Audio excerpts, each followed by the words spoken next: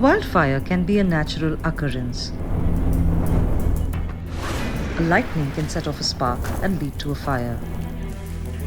But over 95% are set off by humans.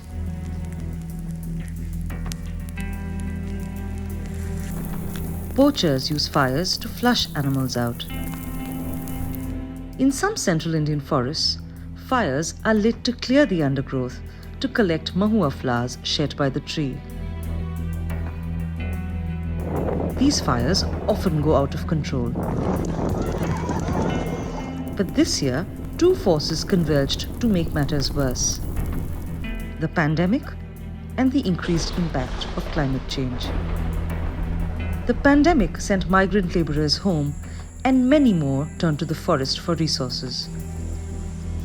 Climate change has resulted in heat waves and longer dry spells than usual in many parts of India.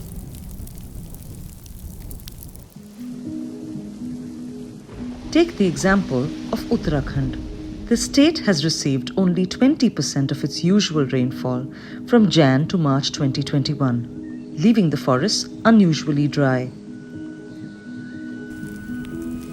Dry leaves, logs, and soil that lacks moisture is the perfect fuel to turn a small man-made fire into an unruly inferno.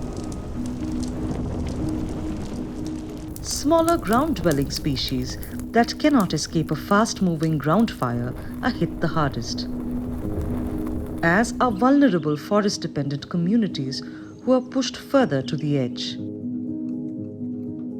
But the worst hit is the forest itself. When a forest is repeatedly gutted, it does not regenerate to its original form. Invasive species take over, degrading the habitat further. Nearly half of India's forests are vulnerable to fires. But those living in cities are just as part of the problem. Our urban centers are one of the key contributors to the climate crisis.